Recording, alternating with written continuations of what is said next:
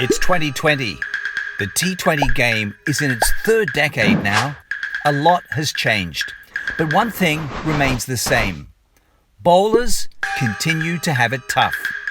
Beefier bats, flatter pitches, fielding restrictions, free hits, power plays.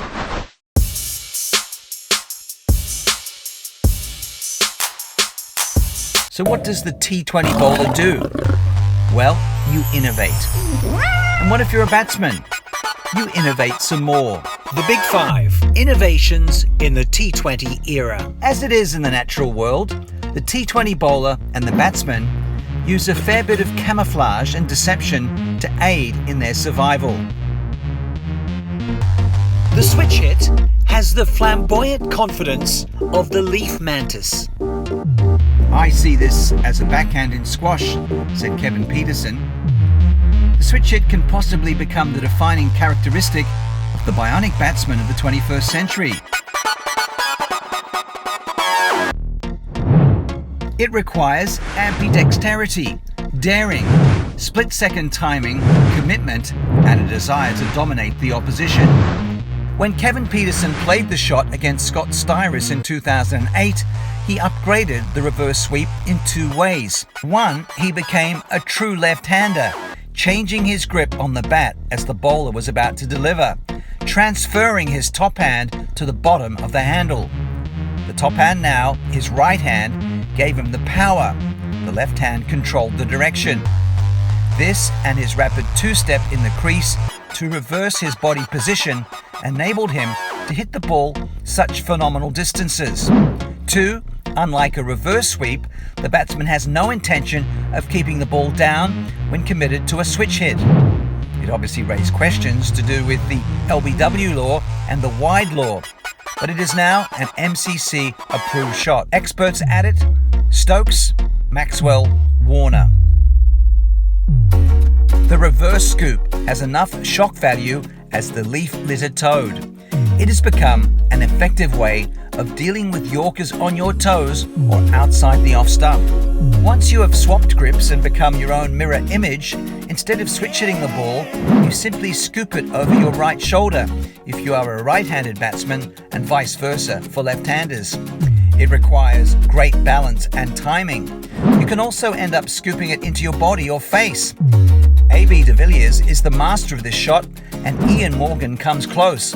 Morgan slaps the ball and doesn't just scoop it, allowing himself to generate his own power and not rely on only the ball's momentum. De Villiers typically waits for a nice, juicy Yorker. The knuckleball is like the dead leaf butterfly. It's a proactive option. The knuckleball wobbles. It does weird things once it leaves the bowler's grip. You hold the ball with your thumb and rest your fingernails flat on it. The knuckles shape around the ball in a way that to most batsmen from the other end of the pitch, everything looks normal. As it comes out of the hand, it looks more or less like a seam-up delivery. So what I actually do is when it comes out, the ball is actually released from my knuckles like that. A bit like a baseball pitch where I think the pitchers will actually grip the seam like that as they go to throw it, and it comes out wobbling.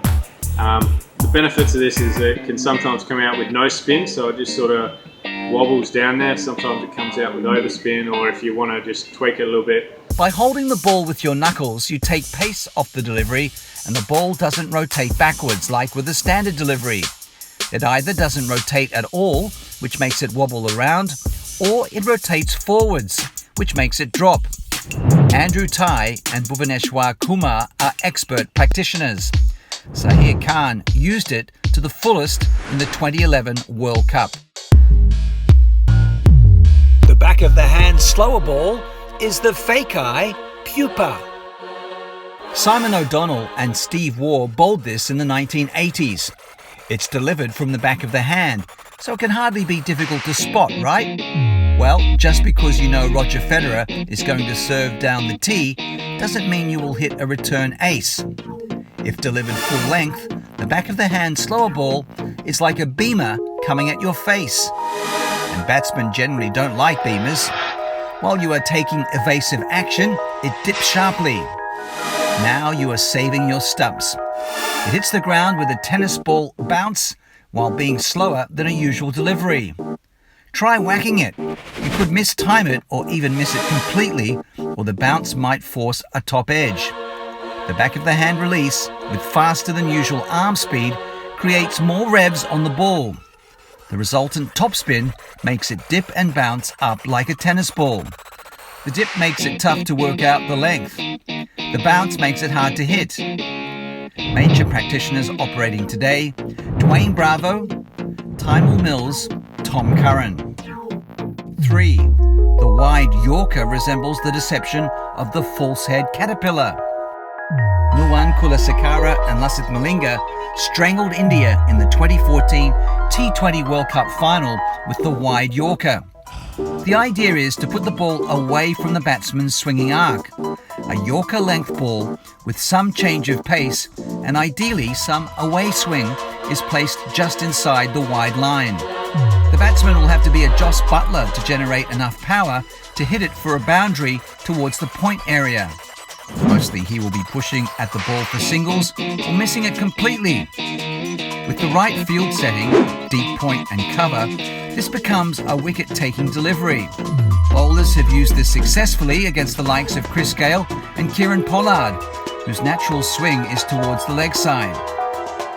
The men's T20 World Cup this year may well see some of these innovations being further modified and some new ones being invented. After all, even the iPhone has hit number 11.